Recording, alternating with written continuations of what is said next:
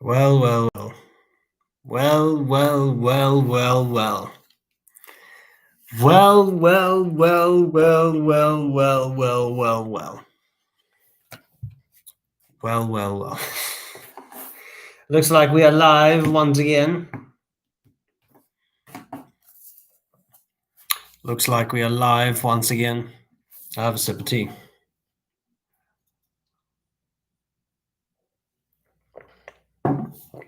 What's up? I have a couple of pens that I can show you that will be. Well, actually, I have reviewed all this. There is one, though. There is one that I can show you.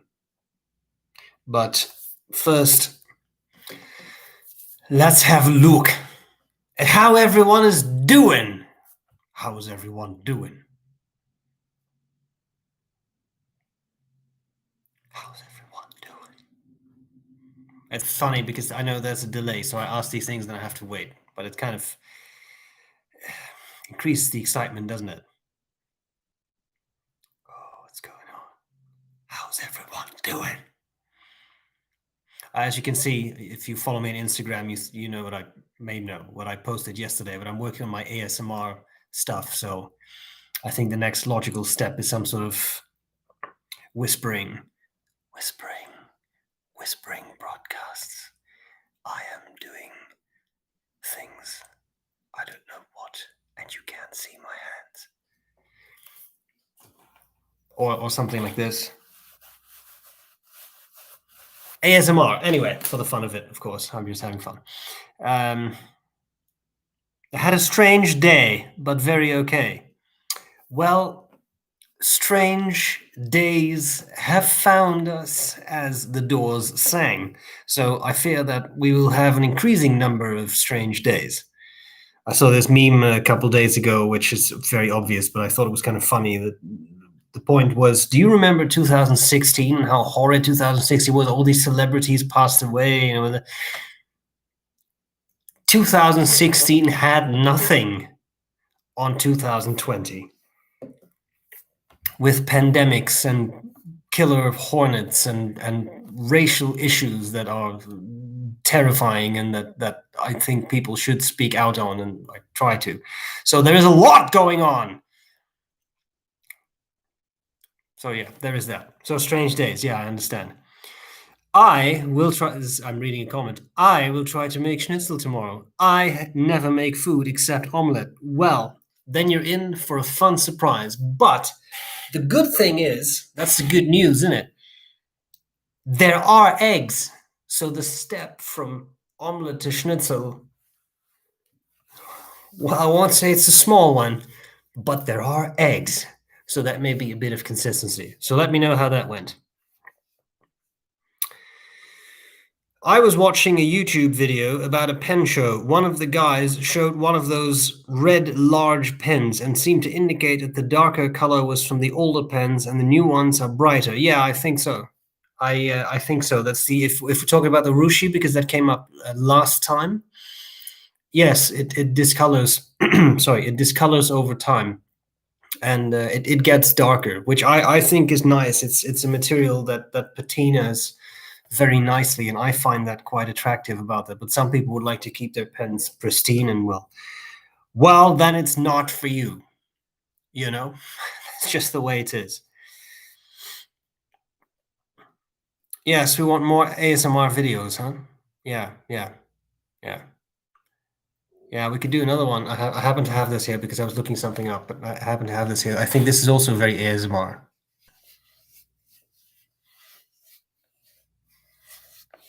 So we can have a sort of a skull stroking. I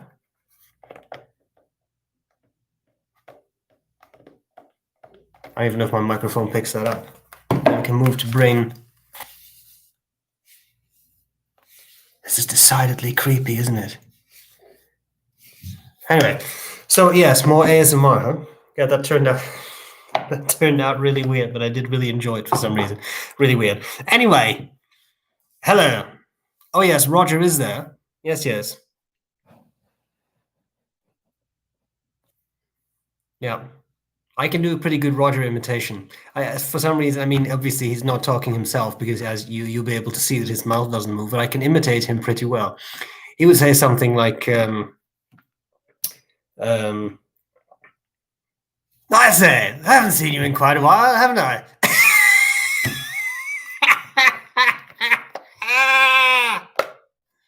Anyway, so sorry. Couldn't come up with a pun, so I had to. Anyway.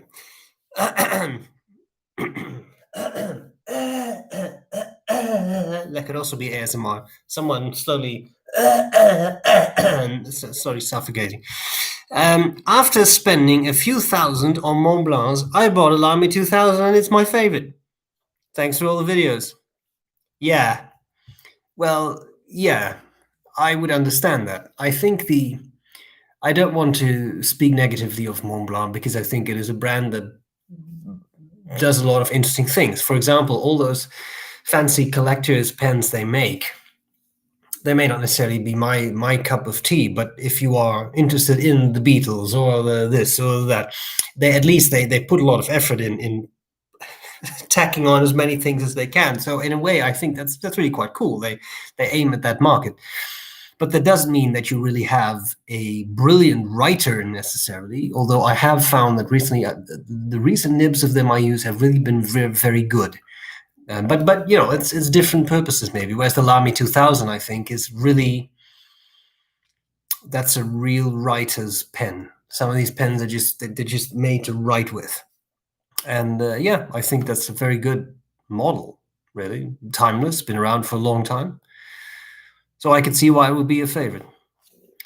I'm not actually in a class, but I had to bring all this stuff home for teaching online. So there is that, yeah, which is disturbing in its own regard. Let's put that back gently. Yeah, you know, here's the thing. So someone says he makes me think of Indiana Jones with the hat. The strange thing is that all of these things are contributed by different people, at least in ideas. So I first had the skeleton. I had it in my office at work.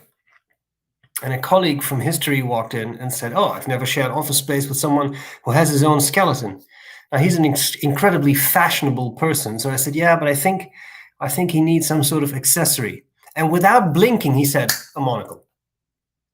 And I thought, yeah, a monocle. That's exactly what Roger needs. So I tried to find a monocle online. It's not that easy. So I found something. I put that on. Then my friend Mike from Calgary, the pen club, he saw that. But at that point, Roger was still wearing this hat. Okay, so Mike is a hat person. He said, no, he needs a hat. So he gave me that hat. Now that is an actual 40s, if I remember correctly, 1930s or 40s, a vintage fedora. So it was an actual vintage hat. He said, that's for Roger. Roger needs that. So then he had the monocle and the hat, both, at least in concept, contributed by other people, right? But the hat actually contributed by someone else. Then Anna came over, Anna with whom I've done the critical thinking video. She came over just to have some tea. And I had Roger here because I had him because we're teaching online in fall. So I had to bring a lot of stuff to do the teaching. And she was looking at him. Now you have to imagine how peculiar this is. He's standing in the living room. So at that point, so we had to have tea with someone, and they're like, "Did you know there's a giant skeleton there?" Anyway, so she said, "You know, I really think he needs a cigarette holder." I thought, yeah, now that's perfect. So every time someone contributes something, and Roger approaches perfection more and more, I try to put an ascot on him. You know, one of those sort of, not really a cravat, but like an ascot. But it didn't really work because his neck is too thin. Because bear in mind, he doesn't have this musculature, right? He just has a thin little spinal, so that doesn't really work. So that looked really weird. And then ascot just fell into his rib cage, which looked really, really disturbing. Anyway, so yeah, there was that. A very long story, but I thought it was interesting anyway. What else do we have? Oh yes, more about the Urushi. My point was, I'm not sure a pen would discolor that perfectly, and it was maybe manufactured with a different shade. Oh, that's an option too. I see. Yeah, it could be. It could be. But yeah, it could be. It could be. It could be a different type of manufacture. I've never seen an Emperor, I think, in quite the color I have. I have no reason to doubt it's an authentic Emperor. But yeah, maybe. Maybe there was someone who lived in an incredibly sunny area and always wrote with it outside in bright sun, 40 degrees, etc. Anyway, I'm jealous of your skull collection. They're hard to come by at reasonable cost with correct anatomical details. That is correct. Here I have a fairly cheap, now I'm talking about skulls, we've gone down this path. Here I have a fairly cheap skull. And here I have a somewhat more expensive skull. And you see that there's definitely a difference in quality and detail. For example, this one doesn't have these, I always forget what they're called, styloid, the styloid, I think, these processes. So, yeah. Good anatomical models they cost a bit. Also, this thing has the most ridiculous brain in it. And I have to show you that too.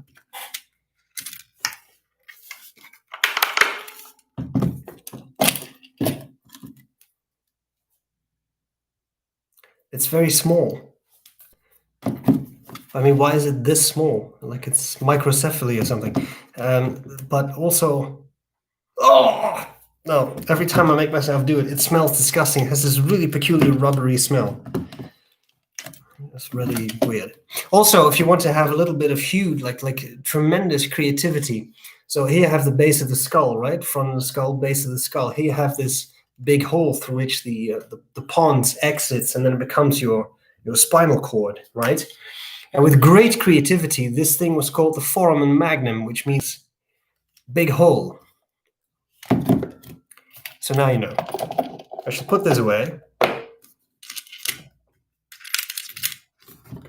Also, all this nonsense about it's not brain surgery. It's not brain surgery. It's really not that difficult. You just have these little hooks, you unclasp them, and you lift this off. I mean, it's not like what do you mean? It's not brain surgery. And sometimes it's even easier. This is just some people just have magnets. So I mean, I really don't understand all this nonsense. But anyway, that's just me. We enjoyed the video on schnitzel. I always wondered just how it was done. Well, now your image of how it was done has been irreparably ruined by me, but I did my best. Need to lubricate that. I'll try to not move. Schnitzel, yeah, I find it a lot of fun. And the fun thing about that breading technique is that you can use it in all sorts of things. As I said in that video, if you have vegetarian friends over, not vegan because it has egg, but you could use a bit of oil. But if you have vegetarian friends over, I'm pretty sure I said broccoli. I meant cauliflower, of course. You can take slices and you can bread them that way and cook them that way. And you have something that's not the same, but it's quite similar. So it's a fun technique you can use in a lot of ways. What else do we have? I don't like the small nib and flat tops in the Lamy 2000. Oh, actually, it says Lamy 20,000. That's a special model. I'm just kidding. It's not. Yeah, hooded nibs or semi-hooded nibs are not really my favorite either. I just don't really like the looks very much. But to each his own, as they say. Hello from Salt Lake City. Hello from Pepper River Town. Sorry, I'm not at my best yet. I need more caffeine before I start to crack jokes that are so bad that they're funny. This was just really bad. Okay. Any chance we can have a review on Urushi and privately made pens? Well, I've reviewed a couple of Urushi pens that I own. I don't know if that's what you mean. There is that one that I've shown off a couple of times now. We'll gladly show off again from the Tamanuri Studios. It's not, he doesn't make the pens, but he applies the lacquer, which I think is a very good way to do it. And that's nice. I can review this, but I'm not sure. I have to ask Michael if he wants this reviewed, because he's kind of starting out in this Urushi process, so I don't know if he wants to, but I'll ask him. I want to do that anyway. But if I do, then I can talk about that. It's no issue. I'm not an Urushi expert by any means, though. so I can talk about the absolute basics. It comes from a tree. And you put it on a pen.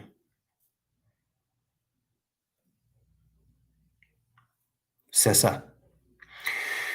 Okay. Benedictine nuns.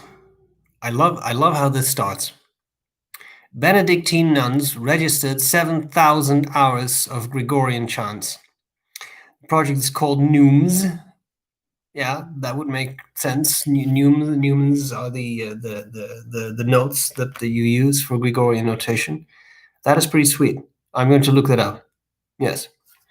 Are you doing pen reviews anymore? As far as I know, I still upload 2 pen reviews a week. So as of yet, yes, I am. I have videos scheduled until a certain period in time. I can let you know if this comforts you, so you don't think that all of a sudden your daily dose of SBREBROWN will disappear. I currently have videos scheduled until Wednesday, September 30th. So until that time, we are good with fountain pen videos, and I will record some new stuff too. What else? Google seems to say Urushi does harden and darken, maybe. Well, there we go. It could be it. Buongiorno. What else do we have?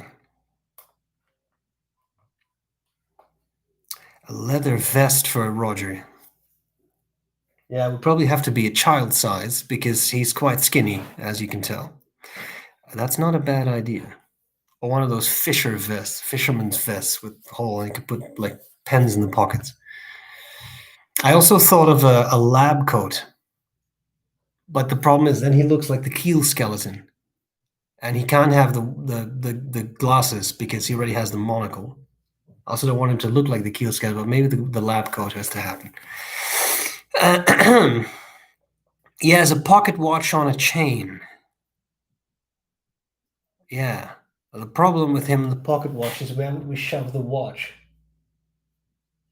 I do like the idea, yeah. There's a certain level of steampunkness to all this. The same thing, by the way, with that cigarette. Yeah, I mean, sorry, but now you've made me do this. So the cigarette holder, it's a fake cigarette, I don't smoke. What I really like about this cigarette holder is that it's, as if this is not grotesque enough, you can make it way longer. So for some reason, I kind of want to, I mean, I don't want to get in trouble either, but I kind of want to just teach a class like this. And you're like, oh yeah, so yeah, the brain, this thing. I think it would be. You didn't see that, did you? Okay, let me see if I can reproduce this. So you pull this back, right? And then you put the cigarette in. And then you let that go. Apparently you can launch the cigarette. I did not know that. Okay. These are Oscar-worthy special effects, man. Okay. I've been watching you since 2017, but I still don't know your Christian name. I want to say Paul. You could. Pleased to meet you. I wouldn't mind being a Paul, but I am a Stephen. That's the S in SBRE. Yeah. What else? Yeah, the devolution of Roger. Yeah, exactly. This was an interesting exposition. I didn't realize I was going to spend my Sunday morning talking about a plastic skeleton, but I've made it so. You have mentioned in... Oh, wait, sorry, I missed one. No, sorry, that's not for me. Good. You have mentioned in previous broadcasts that you do not like nodeless inks. Do you have the same view on nodeless pens? Not necessarily. I think some of the nodeless pens are quite nice. However, I have had issues with some nodeless pens that simply would not write, even after hours and hours and hours and hours of tinkering, heat setting the feeds, trying to work on the nibs, looking at the adjustment of the tines, looking at all those things, they simply wouldn't write. I don't understand how it's possible that a pen simply will not write, like no ink will, like it would just not do anything. There was no blockage of the ink, but they simply don't write. They write for a word or two words and then they stop writing, and then you have to prime the feed. The feed was clean, the feed was scrubbed. Like I did everything, and they simply would not write. Now that is not true of all Noodler's pens. Some Noodler's pens write perfectly well, but it's a little bit of an imbalance I found, and strange that you send out pens that simply won't write. So there is that, and as a result, I just don't use them. But I don't really have a need for Noodler's pens in my life. But I mean that depends on what you like and what how you write and what you do. So I don't use them. I have used them in the past, and I've reviewed a couple too.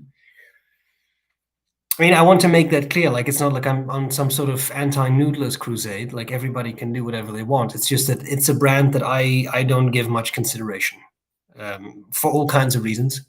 And yeah, that's pretty much it. And there are other people who do not give brands that I like consideration. I think that's fine. It's just it's a matter of personal preference too, right? All right.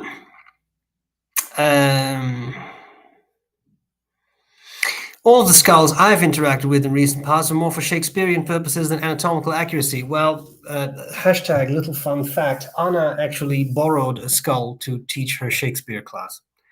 And then apparently students all wanted to be in pictures with foresaid skull. So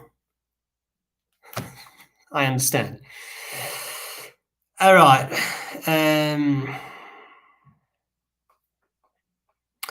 I'm intrigued by the few videos on Stoicism that I watched. Is there a good book to get introduced to the topic for a Stoic noob? Yes, there's a couple. I would say if you really want to learn about it, it's good to stick to the source. So read something by an actual Stoic. And I think the easiest way to do it is that book that I covered in the earliest Stoic videos. So if you just go to the start of the playlist, I even think there may be a link in the video description to purchase it. But the Enchiridion by Epictetus, the spelling is in those videos. That I think it's a very short introduction. It's just 53 chapters, and some of them are like 3 lines. So you can read that in an afternoon if you would want. And that's a very good introduction to the basic aspects of it.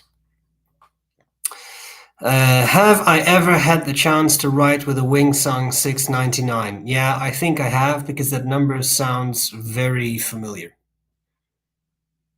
So I probably have. But there are so many out there with so many numbers that I forget.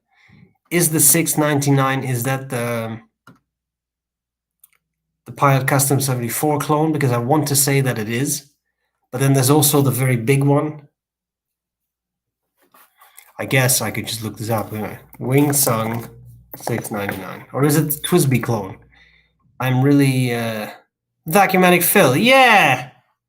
Yeah! The Pilot Custom A23, basically. Yeah. Yes, I have.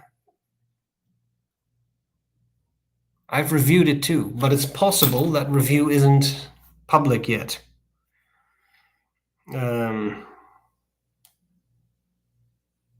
We're doing a quick check here. Oh, yeah. August 31st, the review will be public. It's nice. I mean, it's a much cheaper version of the basically Pilot A23, right? So it works. It works. The nib is springable, as they often are. It's a very soft steel, but it's for normal writing, I think it works pretty well. And if you want to get a feeling for the A23 and see if you like it, but you don't spend that amount of money, you can first check out this one and then see if you like that model, because it's basically a millimeter for millimeter remake of that pen.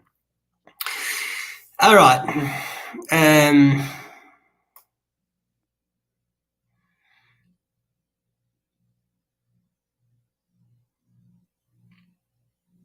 What else do we have? I heard he would be very honored if you would review his pen. Okay, good. Now I just need to ask him what he would charge for that. Yeah, we're talking about this, the Urushi. I think it's a great pen, and I really like using it, so I look forward to reviewing that. What's your favorite everyday non-fountain pen?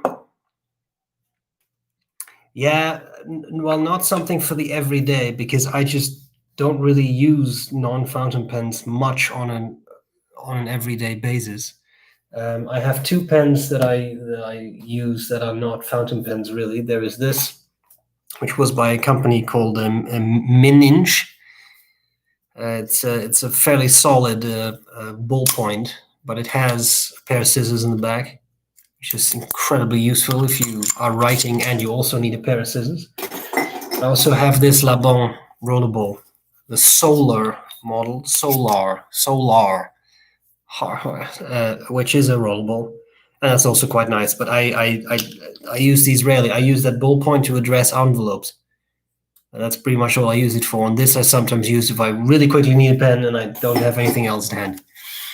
So I would say that's pretty much it.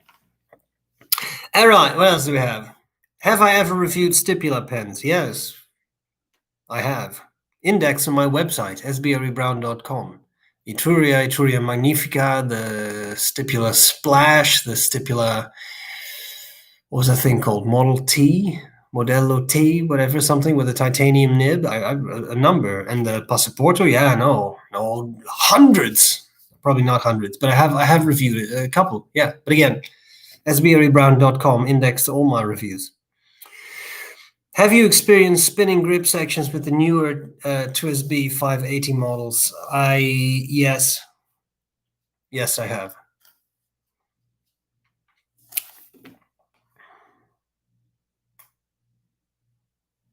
I was trying to be curved, like yes, I have. I don't think there's much else to say. Yes, I have. Bit of super glue. I understand Sailor Gentle ink is more on the alkali side. Would it be worth the risk of using other inks, e.g. Mont Blanc, which tend to be more acidic, but could run the risk of clogging the feed in the same pen? Well, yeah. I've not really had issues with Sailor or Mont Blanc inks as long as you clean the pen, right? Actually clean the pen. Make sure that it's really clean. And then I don't really see any issues. I haven't really had issues. But now I really want to take some Sailor and some Mont Blanc, throw together and see what chemical reaction we get. But yeah, no, I haven't had issues with those inks. All right. Now I just imagine you launching cigarettes at your students in complete silence. Yeah, it would be funny, wouldn't it? I mean, again, it's not something I would aspire to actually do, but this is a pretty sweet launcher. I never knew that was actually going to launch something.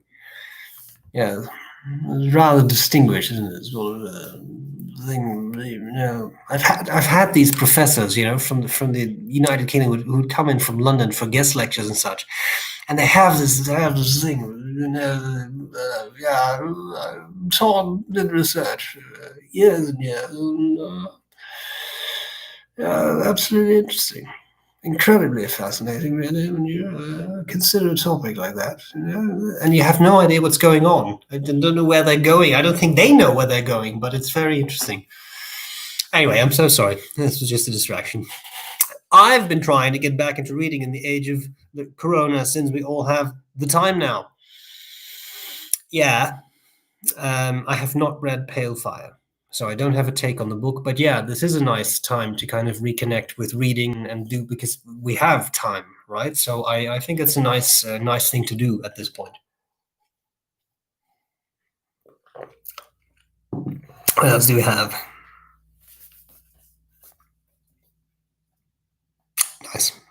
Schweineschnitzel was very good. Excellent. I'm glad that worked out. I should do another one. What else should we do? I like the schnitzel because it is so Euro. Like, that's a real European comfort food, I think. So I enjoyed that. But yeah, we should do something else. Ooh, Dutch pancakes, maybe.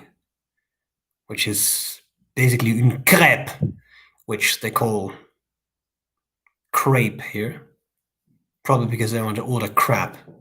Like, mate, have another crap. No, I don't think that'll work. But yeah, Dutch pancakes, those are fun and easy. Flour, milk, egg, pinch of salt. We can all do that, can't we? Easy. Sorry, any recommendations for an everyday blue ink that does not smear and flows well? Serenity Blue or something else?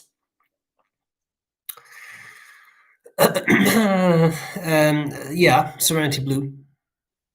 I love Serenity Blue. It's so well behaved. It cleans out of a pen easily. I've never ever had issues with it in any way, shape, or form. So I cannot speak highly enough of that ink. How many kilometers do you cycle every month with your bicycle? At this point, 0, because I do not own a bicycle. I'm looking to change this in the near future because it's the fun thing about Red Deer. It's a city with 100,000 inhabitants, but it also has an insane amount of walking trails. I think they advertise something like 150 kilometers or something, and they're almost all connected throughout the city. So you can walk for enormous amounts and just end up in a completely different space. It's very interesting, like a wormhole. And it's a lot of those things are also accessible for bicycles. So I wouldn't mind getting a bicycle again. You just looked up when a review is going to be released. What are you using to track those things? Yes. I have people, and they tell me. No, it's very simple. It's Google. It's just Google Calendar. I just use the Google Calendar. I just put in what I used to use it for work, but now I use Outlook for work because we have to all synchronize, etc. So I just Google Calendar has all the reviews. I can give you a quick. It won't take up too much time with this, but I can give you. I want to take a picture. Go away. I can give you a sneak preview. So tomorrow we will have a custom-made pen from the US.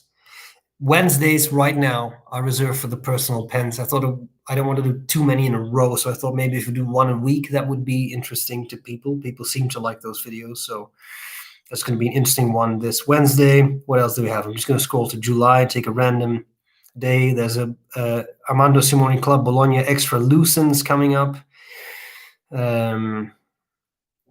There is, well, it's more of the personal pens, but those are my personal pens. So there is a pen with a retractable nib coming up, but it's not the Curidas, not yet. That will be there at some point. A modified Pilot Parallels coming up. In other words, there is a lot coming up still. What else?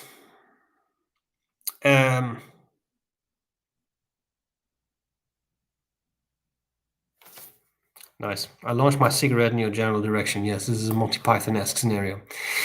Do you like Canada? Yes, I do like Canada. I think it's a nice country. There's a lot of space. People are very friendly. They do have a little bit of a thing for apologizing. I have found that is kind of true, but it's also very cute and it's very polite, which is nice. I like it. I think it's nice. Nice nature, nice people. Yeah, I'm having fun here. I am having fun here. What sorts of innovations would you like to see in the world of fountain pens? This, by the way, is English breakfast tea, a loose leaf. I would like to see a pen. I would like a recording pen because I know there are ballpoints that have video cameras and such in them, but I don't know of a fountain pen with a recording device in it. Very likely that exists somewhere. I think that would be interesting. It would just be interesting that you could be in a meeting and say, oh, wait, let me record that. Talking to the pen is, something like that. I think that would be interesting. Has my new pen arrived? No. Let me track it now. I did order something yesterday. My God! I have to talk to you about that pen. I'm not revealing. I'm not yet revealing what the other one is. I'm sorry for the weird noises, but there seems to be something in my throat. I'm tracking my other pen as we speak. Now, I did buy another pen yesterday, which was not a cheap pen, but I was looking for it for a very long time. I'll talk to you a little bit about that because that one I can reveal. It's going to be a long time before it's here because I have it sent to a friend's mailbox in the US. He's in this chat. I will send you the tracking as soon as I have it, I promise, but I don't have it yet. Once upon a time, in 2012, I was at the DC Pen Show. And I was at the table of the inimitable Sarge Minhas and his fantastic wife, Jazz. And next to them was a gentleman that I'm almost certain was called Francis. And Francis, not Francis of Conan, another Francis, British Francis. And he was selling some pens. And Jazz said, "Oh, you like..." That's not what she talks like. But, "Oh, you like large pens. You should look at Francis. He has a nice large pen." There is a picture of this. I don't have it here. But huge pen. He hands me a pen. You have no idea. It was huge. This is, I think, about 7 inches. I know that. Yeah, 7 inches. That thing was 8 inches. So it was bigger than this. And this is a big pen. It was huge. I said, "What the hell is this?" And it was Francis was the sweetest guy. He said, "Oh, that's a Conway Stewart, and it actually has silver." Francis also didn't talk this way, but I have to make this more entertaining. So it was made for Conway Stewart by a gentleman called Henry Simpo, and he does the silver overlay for Conway Stewart, and it's called a Great Exhibition. That's the Great Exhibition. Yeah, the Great Exhibition. Well, that's just wonderful. How much is it? Well, I would value this about $2,000. I'm like, "Oh, I'm not doing that." But it's huge. So look it up right now. Conway Stewart, Henry Simple with an M, Simple, Great Exhibition. 8 inches. Huge. Well, not, 8, huge, massive diameter. Beautiful pen, silver overlay. I don't care for overlays. I don't care for filigree. I don't really care for it. But that pen was so fantastic, beautiful. And again, somewhere I have a picture of me holding it. Huge. And I've been looking online for it a lot. Conway Stewart has one on their website. Right, Bespoke British Pens has one on the website right now for £4,000. That's a bit much. But I found one on eBay yesterday for what I thought was a pretty reasonable price to begin with, and then I just made an offer for $200 less. I thought they're going to say yes, given the value of this pen. And they came back with an hour and said, "Yep, got it." So, got it. Great Exhibition. It shall be on the way at some point. The other pen, though, that is not yet revealed, is in transit to the next facility. So I don't know. I don't think it's gonna. Maybe this week. I'm thinking at least the week after that. All right. Do you feel you will be able to keep the same enthusiasm in fountain pen reviews for many more years if you feel you already found all the fountain pens that really meet your needs? I hope you will. I try to, but I do find that it's very interesting to me what I find interesting now. So again, I don't want to take up too much of your time by going off on long rants or monologues that are not of interest, but I hope this is of interest. So I think it's very common, but correct me if I'm wrong, when you start out with fountain pens that everything is exciting. Like, oh, there's another. Now I want to try a broad nib. Now I want to try a piston filler. Now I want to try the celluloid or this or that. As you mature in a hobby like that, I think that disappears a bit. You're not as easily excited anymore about things because you have seen a lot. And because of my position as a reviewer, I have been incredibly fortunate, right? Because people from all over the world have lent me pens or sent me pens. So I have used very expensive pens. I've used very inexpensive pens. I think I've used pretty much every filling system ever made. I've used all kinds of nibs and all kinds of materials. So that's an amazing and privileged position to be in. But the flip side to that is that it becomes harder and harder to get really excited about certain pens because like, oh yeah, Lamy Studio, yeah, I've seen this many times before. So it's not incredibly attractive to me. But sometimes you come across things that do make you very excited. I did a review, and for example, this Lockbee, the Lockbee waxed canvas products. I love them. I'm using them for work right now. I really love these products. They are, in my mind, very well made, and they really fit an aesthetic that I really like. And the same thing happens with pens. Sometimes you come across a pen, you think that is actually really cool. That's really nice.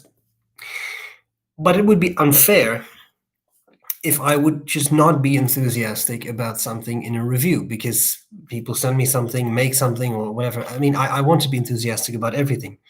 It's just that for my personal collection, I find I have become very, very careful in what I purchase.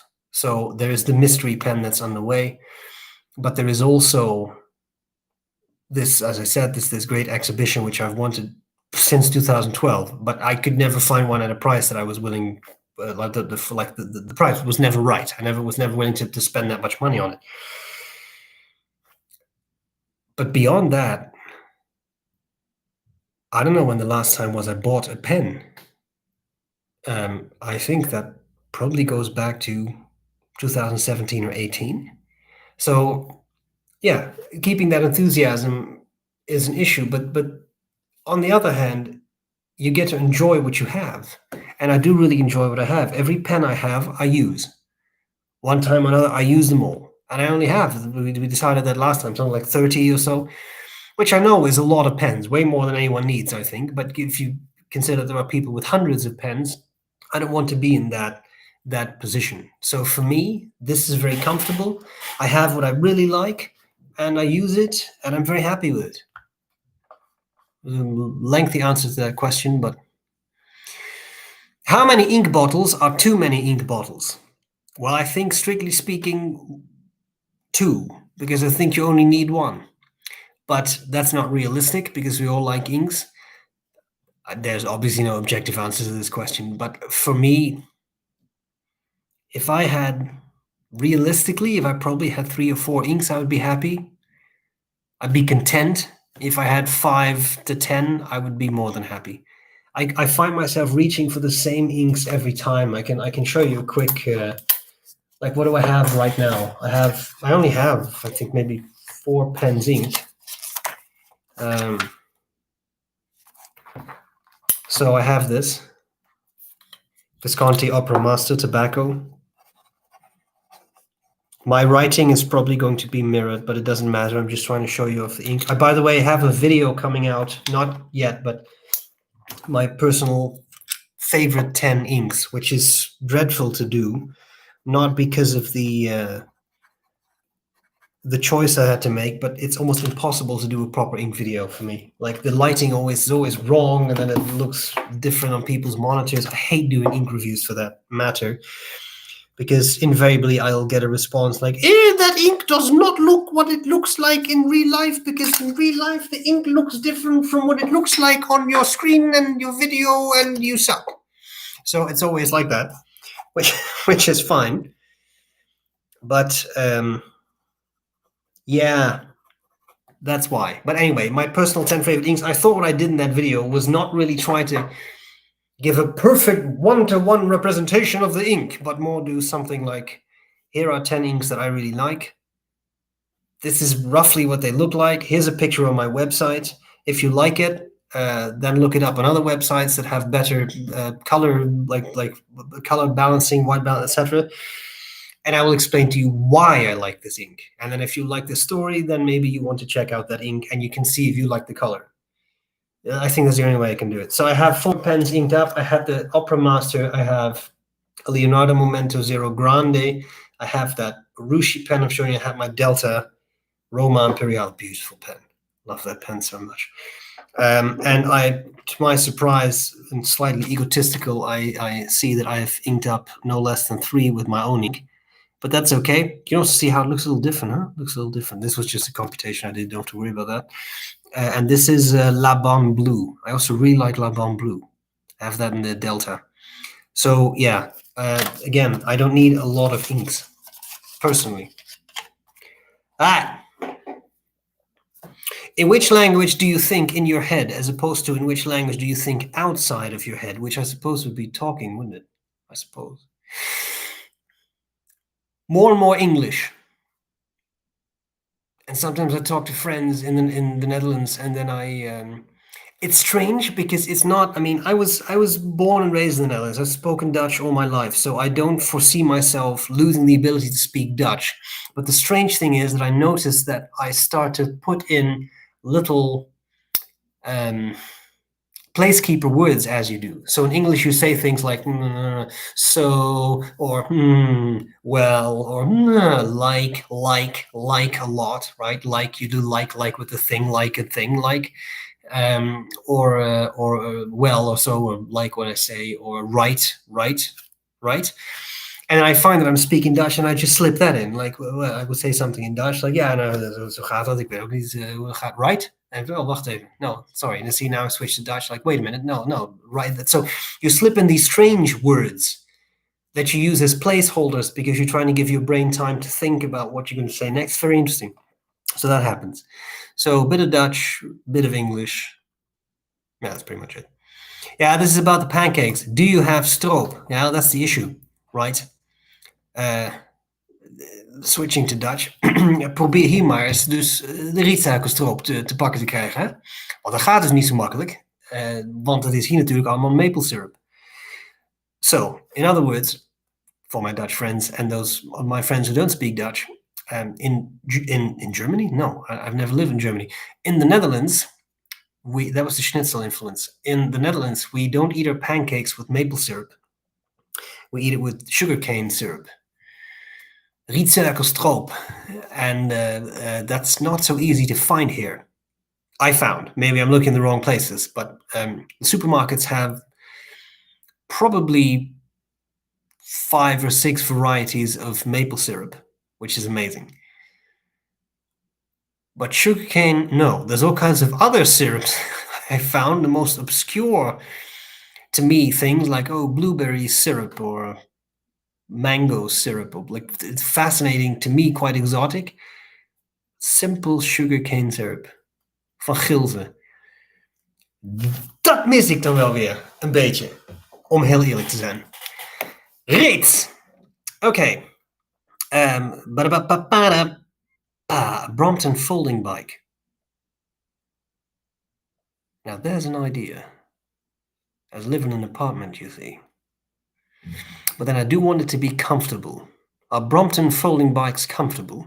If I would want to go like for, I don't know, like an hour-long cycling ride, is a Brompton folding bike comfortable? Let me know. Okay. I like mysteries. I like mysteries too. We shall find out. Yeah, you'll find out what pen it is. What is your view of Schaefer, ever since A.T. Cross bought the company? Would you agree that they've relegated the brand to the cheaper end of the spectrum? Should Schaefer bring back the PFM?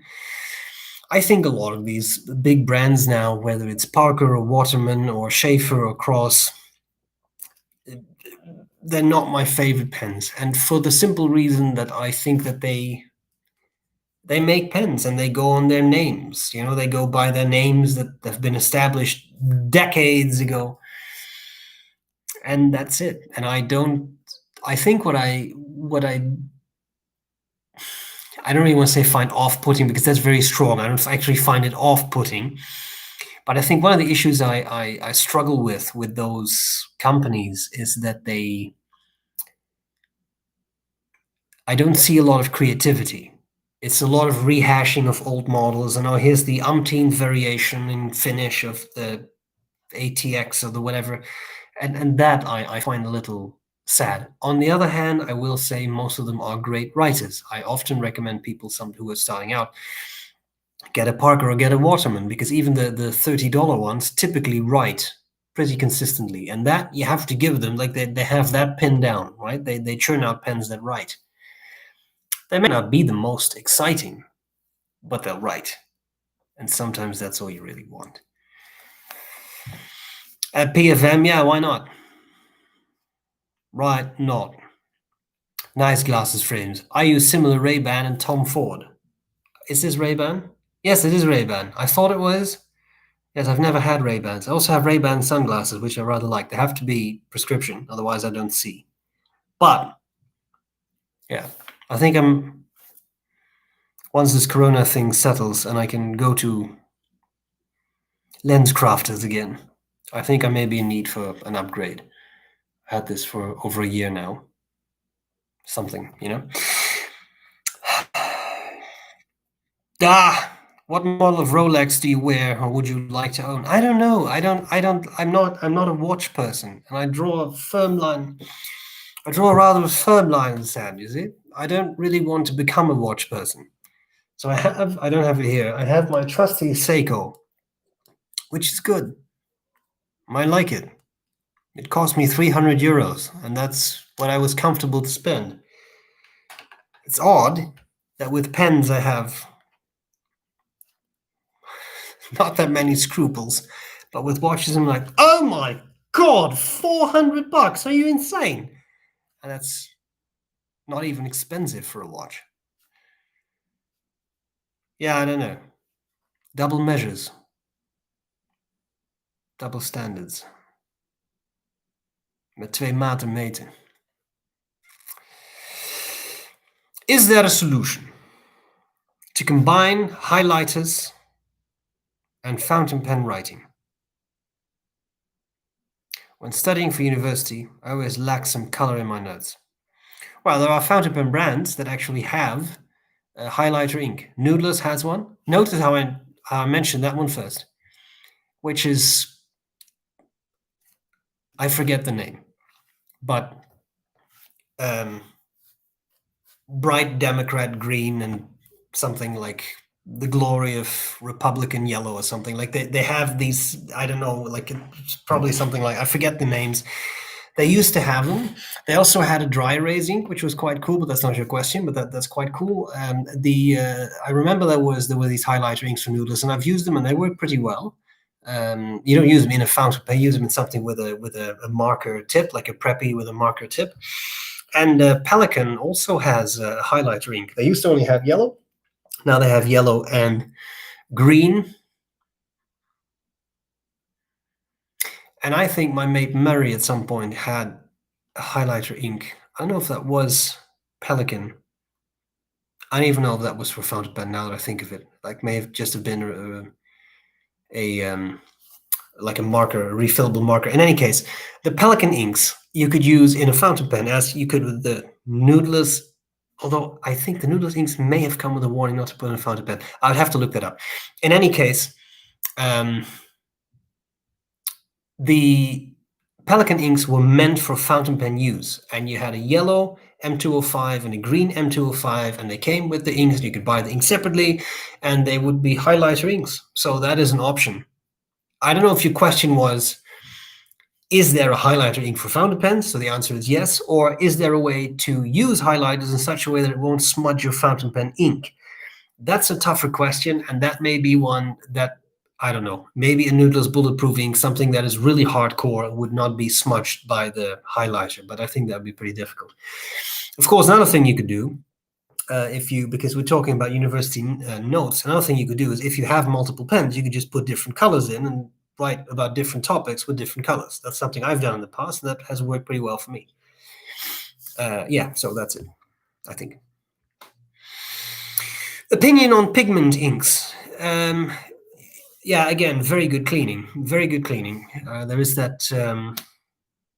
Is the platinum, the carbon ink? Very nice, very dark, very good black ink, but very good pen cleaning. That has to go along with that. Yeah.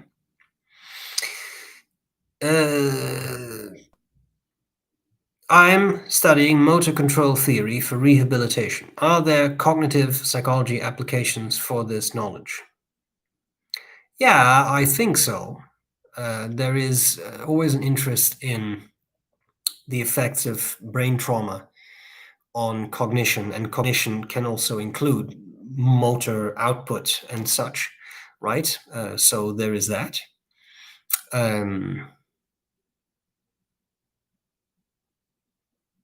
Yeah, I don't see why not. Yeah, yeah.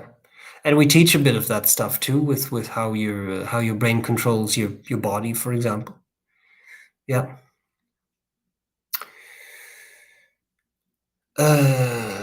What else do we have? You know where it is, right? Because we have a brain here.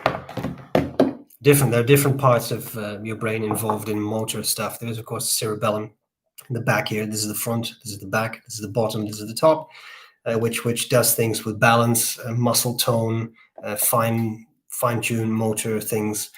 But then, of course, you have if you look at your brain, oh, this is a tough one. Oh my God, it's falling apart. Okay, so if you take a half to make things easy, front, back, top, bottom, you have this big groove here, the central sulcus, and posterior to the central sulcus, so to behind it, this area, that's the somatosensory cortex. So that holds the whole representation of your body, which if I touch myself here, then that area lights up for the specific part of my arm, right? Or my fingers or my face, or whatever. But anterior to the central sulcus, there, so right in front of it here, you have the precentral gyrus ridge, and that is the motor cortex. And that actually works to control your body. And I've once done TMS for someone, so transcranial magnetic stimulation. They put a sort of a magnetic coil over your head and they give you brief pulses, and that can activate or deactivate parts of your brain very temporarily. It's not scary. But you hear that and you feel like someone flicking you this, and that's the pulse going into your brain. And that's really weird because they figure out where your motor cortex is to get a sort of a threshold of the stimulation for you. And they ask you to hold up your hand. Now that is wired contralaterally, so the left motor cortex controls the right side of your body. So you hold up your hand and they put in the first pulse, and you hear this, you feel something, but not much happens.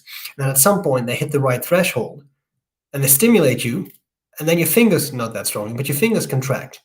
And that's really messed up. So you can't control that because they're controlling your brain basically. And that's a really, really peculiar thing. I just wanted to share that. I'm just plugging in my device. Okay, what else? That was just a little neuroscience excursion. What else do we have? I'm looking forward to the modified pilot parallel review. Yes, it's coming. Will you eventually go back to the Netherlands, or is the move to Canada permanent? At this point, I consider it permanent. I'm reassembling my brain as I'm reading things. I'm not looking at what I'm doing, so this is probably not very successful. That's a lot of parts, isn't there? Try doing it with a real brain. That's not so easy to put together again.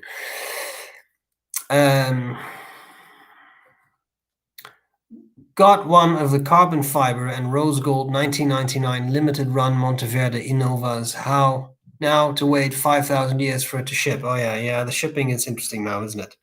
Yeah, I can't really blame the companies, but yeah, it is interesting. Stuff here is still arriving. Yeah.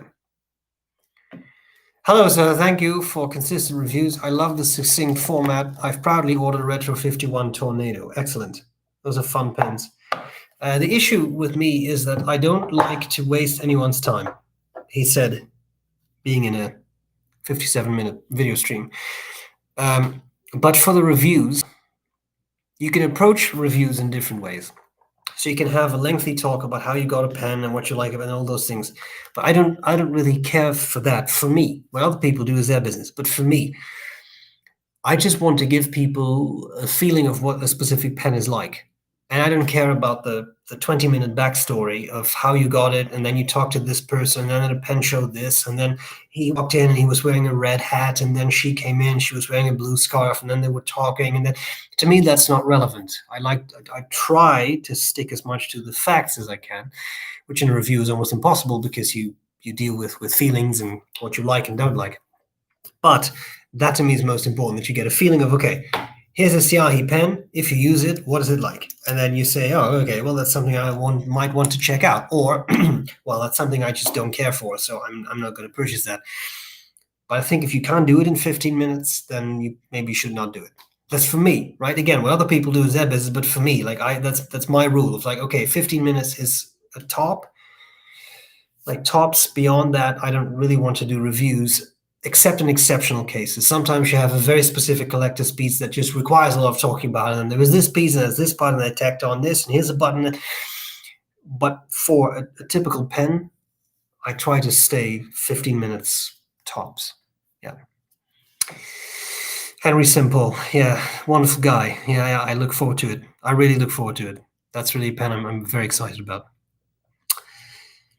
The Live Scribe 2 gigabytes Echo Smart Pen can voice record. £145 on Amazon. That's a lot, but it sounds good. I'll check it out. Will you be at the Dutch Pen Show this year? I don't think so. I don't think so. The problem is that all of these pen shows, not just in the Netherlands, but because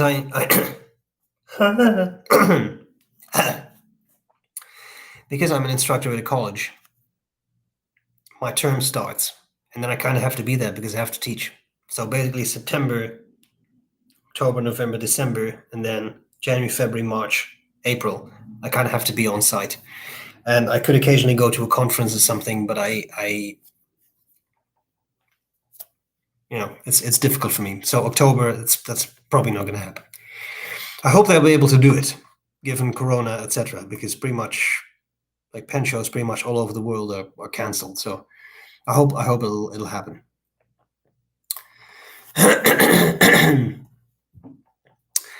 Did you and Aziza plan to be apart for quite so long due to work commitments, or has the pandemic played havoc? No, there are all kinds of reasons, very good reasons, and I will emphasize this because sometimes we get these messages like, I don't really want to ask,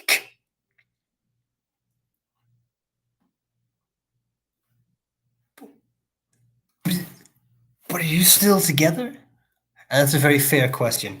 And the answer is yes, we are absolutely still together. So this is not some sort of marital strife thing or something. There are excellent reasons for her to be there and me to be here. But yeah, and I don't like, I'm not making fun of anything of that. I understand that you would have a question like that because it's been interesting, but it's the way it is. So I am trying to squeeze in a visit there. But obviously traveling right now is not the easiest thing in the world. So we'll have to see how that goes. But yeah, we shall see. What ink do you like to use? It's this, it's making the noise. What ink do you like to use? This would also be kick-ass for teaching, by the way. Anyway, sorry. What ink do you like to use in Mont Blanc pens? I have a 145. I'm 10 inches. And I have not yet found an ink I love in it. Well, I don't really stick to specific brands for specific pens, but as I've talked about before, for me, Waterman is always safe. Mont Blanc is always safe. Some diamines I use. Ackerman inks I use. So any of those. I don't have particular Mont Blanc inks. Of the Mont Blanc inks, I like Corn Poppy Red a lot, and I really like Irish Green. Beautiful dark green, very classic green. Thanks to your response regarding how to obtain postdoc in Canada and how hard it is compared to university policies in the European Union. So thanks to you, I will apply in Europe. Yeah, I don't mean to discourage you. I mean, you can, of course, try here, but it is it's very difficult. I'm not saying it's much easier to get a postdoc in Europe, for the record. I was very lucky with mine because I was basically asked to do it because I was in exactly the right place at the right time and had the right skill set for that. But yeah. Postdoc, academia, I love academia, but it's a shithole sometimes when it comes to finding a position, getting tenure. It's a long, drawn-out process that's quite frankly just not pleasant. And some good people just can't stay in academia, which sucks royally. The Great Exhibition is $5,000 on Connie Stewart's website. Yeah, I know. Which I blatantly refused to pay. So I didn't pay that. That's what I mean. Like, I've seen them before, but they were always $2,000 or more, and that was a bit much for me.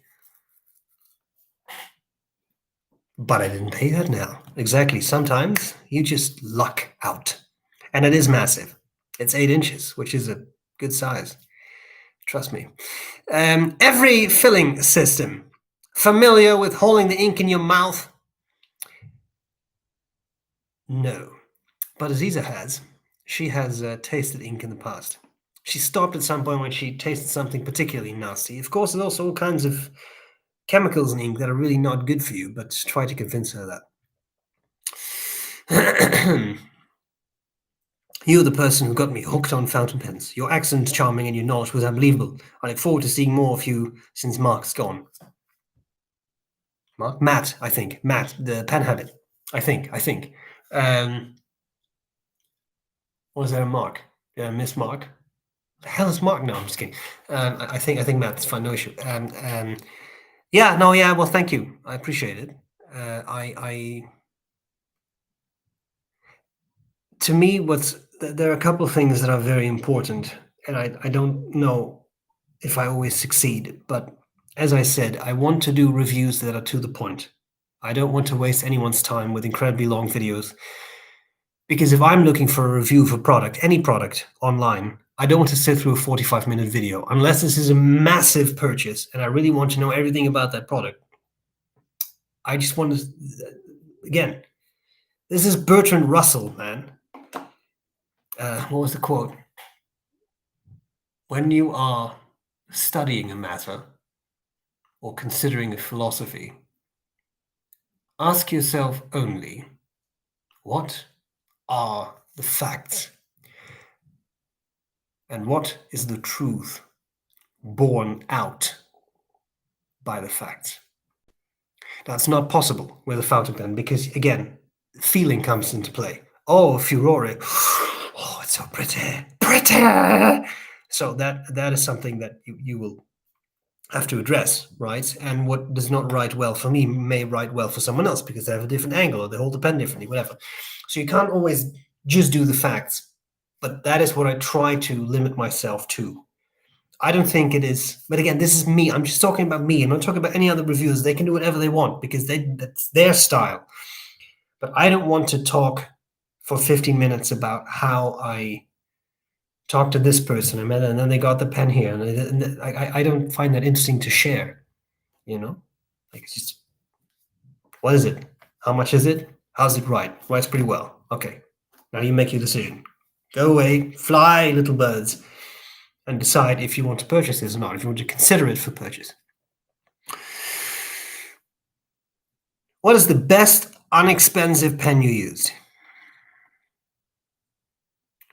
Well, there are some classics. The Lamy Safari is not for everyone, but it's a solid pen. The Faber-Castell Basic, the Loon, these are solid pens. I think they're good. Yeah. Anyway, that's what I would say. From the top of my dome, would you now be the longest running YouTube fountain pen reviewer? It was sad to see Dan Smith and Matt Armstrong stop reviewing pens. Maybe, but I think Brian Goulet is the longest running person. He was on YouTube before I was. And there wasn't really anyone. Oh, yeah. There wasn't really anyone back in the days, you know. It was Brian Goulet and me, really. And for years and years, that's a particularly good one. For years and years, you should try to put that more in everyday conversation. For years and years, it was sort of.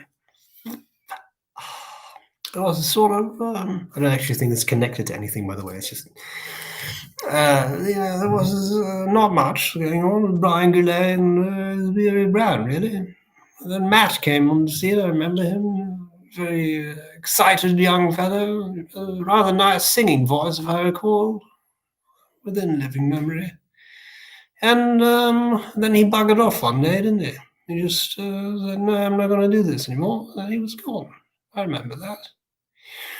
But now you have all these other people, you know, so many people doing the reviews, and I think it's a great thing, really. When you think about it, it's a great thing.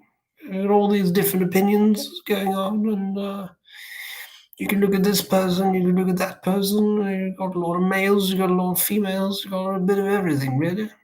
It's just amazing. Amazing, absolutely amazing. So sorry, I got a bit carried away there. But yeah, no, I don't know if I'm the longest. Again, I think it's Brian Goulet, really. But it's been a long time. January 2011 was when I uploaded my first video. So in 2021, Jubilee. Jubilee! Why is postdoc difficult in Canada? A lot of people, a lot of applicants, but not a lot of positions. But again, be honest, it's not that different in Europe or anywhere else, I'm afraid. It's like you have this sort of tapered model in academia, right? You have a lot of students, and then a lot of them want to do PhDs, and only some get them, and then a lot of those want to do postdocs, but there's even fewer, and so a few get them, and then there's assistant professorships, and a lot of them want them, and a few get them. So that's the problem with that model. I don't have a better model, so I don't know how to solve that, but I would say that's it. Hello, thank you for this video. Thank you for your cooking tutorials. Lovely pens. Your ink is very beautiful. Thank you very much. That's very kind. I appreciate that, and I appreciate that you like the ink too. Next question is also about the ink. How much bottles of your own ink do you have? I think at this point I have 5 left or so. I may in Oshawa, so close to Toronto where we lived, I may even still have one of the original Dutch Masters and the big bottles, but the 60 ml bottles I think I have 5 left. They last you a long time. There is a new batch underway of my ink to Ackerman. For those of you who want it, it should be there. That doesn't mean that they will have it in the shop tomorrow. It is underway. Then they have to bottle it. They have to make it available. But we are working on it. Okay, so if you do want it, you missed out. Please exercise a bit more patience. And once I know that it's online, I will let you know. But it's not that it's gone. There is another 40 liters of ink going that way, which creates, do the math, 666 bottles of ink on the wall. If you found yourself stranded on a desert island, what pen and ink would you want to have with you?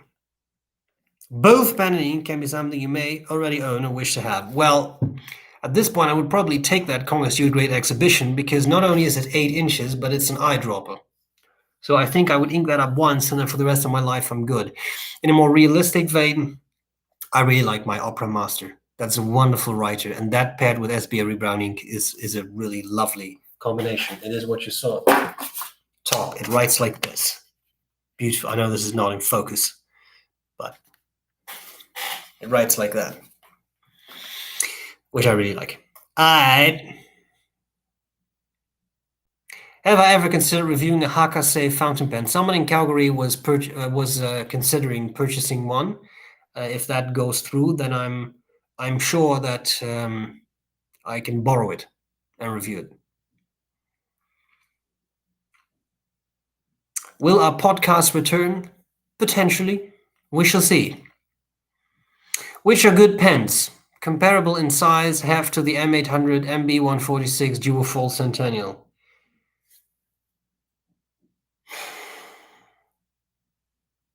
Yeah, there are pens. There are certain Viscontis. I don't know. I really have to think about that because that's such a specific size. I would have to try out a bunch of pens here again. There are specific Viscontis. I would say that the regular operas are about that size. They can be a lot of fun. They're a nice shape. And many others. Conid, not the king size, that's 149 size, but the regular standard size Conid. Zoals! Conid, Visconti, Stipula Etruria, en vele anderen. And many others. Brompton are British made, aren't they? I wouldn't be surprised. The best ones are the Kevlar tires. Oh, yeah, then if someone tries to assassinate me, my bike will survive. Would you be interested in using a 3D printed pen? I have a 3D printed pen. I don't have it right here, but I have one. Yeah, I've tried them. That's the one, and that's fun. I think it's awesome.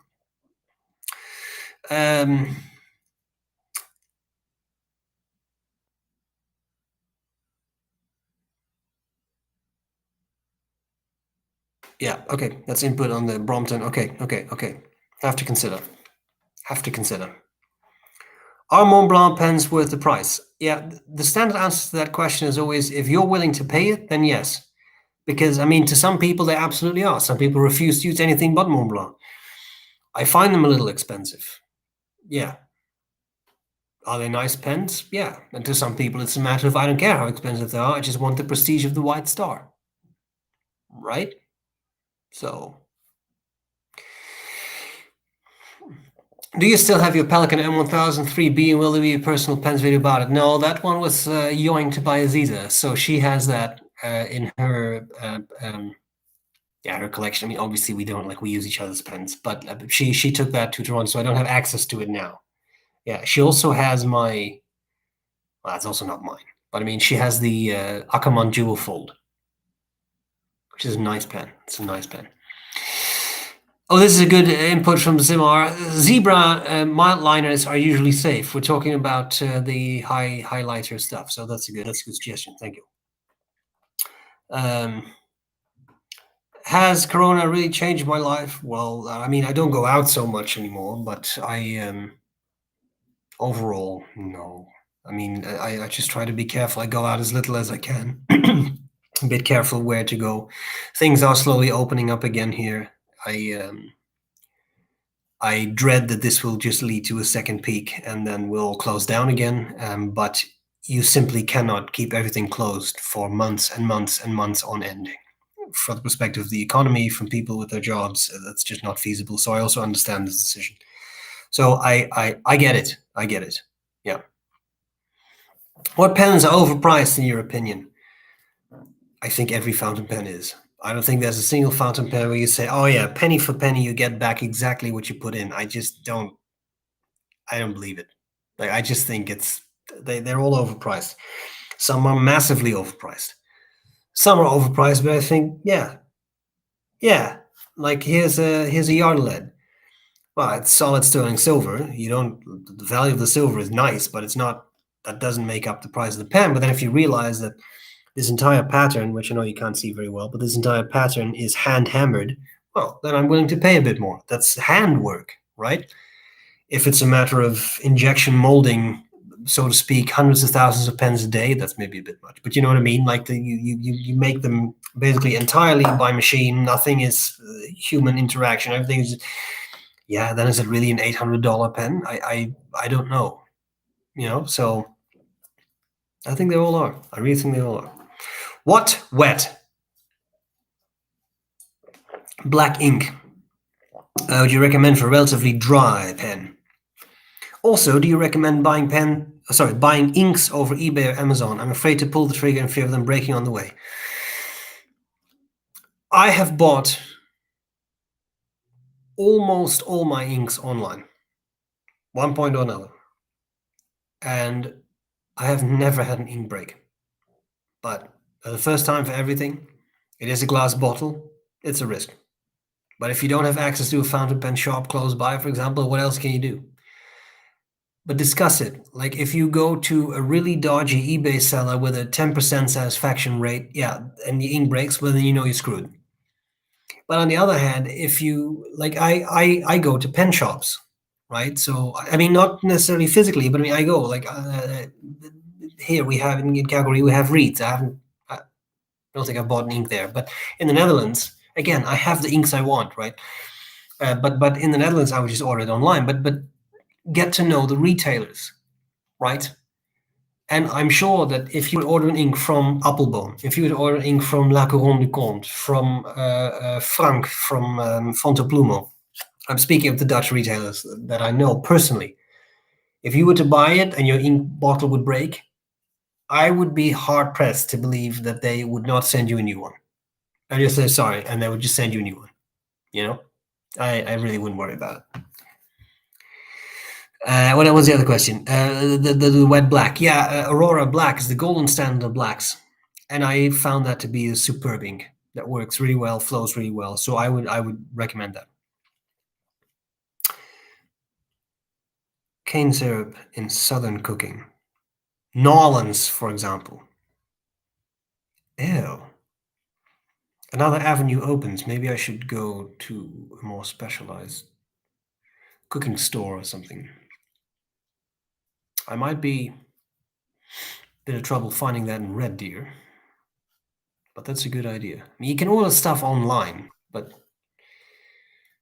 can't go to Albert Heijn and just yank it off the shelf anymore, can I? Anyway,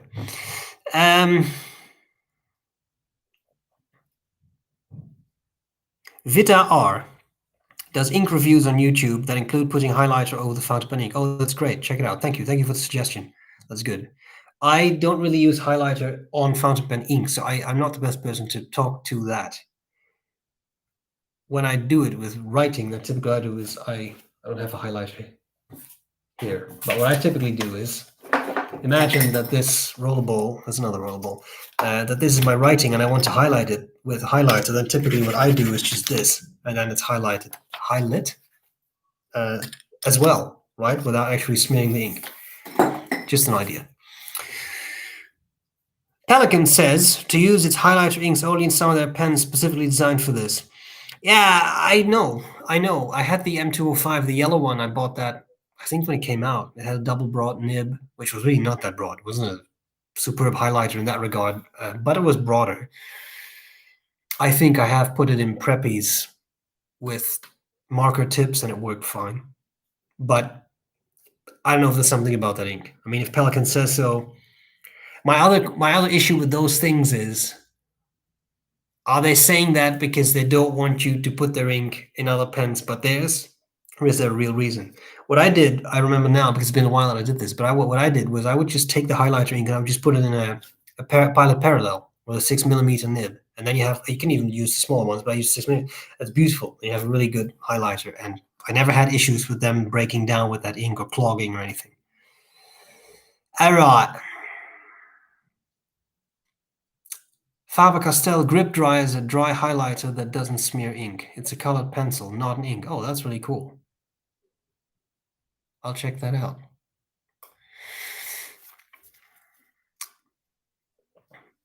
I put any light unsaturated ink in my Kaweco double broad. If you want to use fountain pen ink to write and then highlight over it, I suggest you may take a look at jet pens as sort of a guide. Oh, that's awesome. What's your thoughts on the Cleo Scribent color? Cleo Scribent.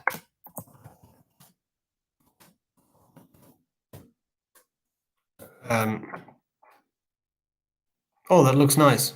I like that glossy look, but I haven't tried one, so I can't speak from experience. I just like the looks of it.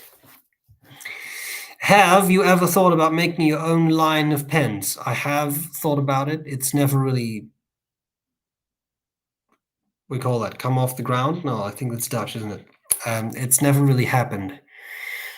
The consideration for me in making pens is that I would kind of know what I would want in a pen, but I would also want that pen to be quite affordable, and that's the hard part.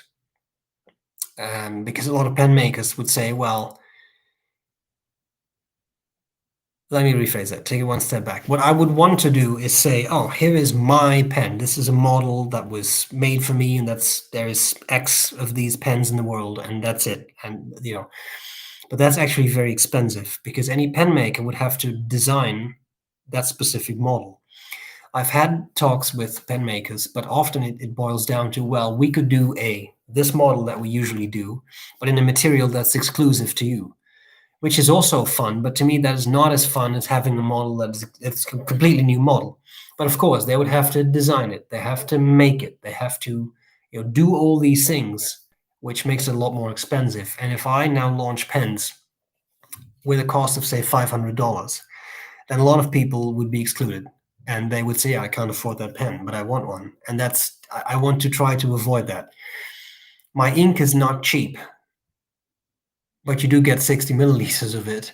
And I think something that's important with the ink is that, there's an issue with the shipping cost. The shipping cost is relatively high, but as I discussed at some point in one of these video streams, international shipping is expensive. It just is. There's no two ways about it, especially heavy items, especially glassware. So I think Akamon is doing all they can to keep those costs down. That's just the way it is. But still, with the ink, you're talking a relatively affordable sum of money, right? With pens, it will go up a lot more and would just become less achievable for some people, and that I would like to avoid. How do you like the thinness of the Townsend? I just got one as well. Yeah, I don't really like skinny pens. I have a Townsend too, but only because it was the Star Wars Boba Fett model and I like Boba Fett. Hashtag nerdism. I wouldn't have bought it if it was not that. It's too skinny for me personally. I like something a bit girthier in pens. But I mean, it's a nice pen. It's just that for me, it's a bit on the skinny side. I also don't really care for the box, the packaging. I would rather the cost just go into the pen. Yes, me too. I don't, I don't like fancy boxes. I've had massive boxes. I had, what was it? Conway Stewart Winston, I want to say. You can look up that review. And just had this ridiculous box. It was massive. Then in the box is another box. And in that box is another box. I very much understand that these brands want to give you something and want you to go, whoa, I purchased something super exclusive. Look at this massive box with all of the. But I'm perfectly fine with what Waterman does or what La Bonne does. Or these, you just have a small box and it looks cute, and that's it. And then if it's just cardboard, I have no issues just recycling it. I don't keep all those pen boxes. I just don't care. I don't. Yeah, Hello. I've never been to one of your streams before. Well, I bet you regret this now because this is a lot of weird nonsense coming out of my mouth. But anyway, welcome, of course. I'm reading something else. Happy news about you too. We love her and we love you together. Well, yes, I love her too. So yes, no, that's why I wanted to emphasize that, because at some point people start to worry. And I say again, there are excellent reasons for her to be her to be there, and for Aziza to be there, and for me to be here. Yeah, so don't worry.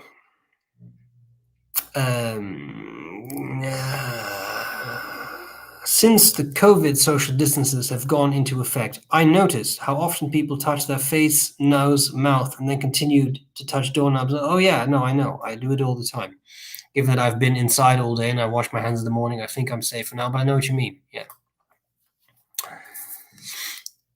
Oh.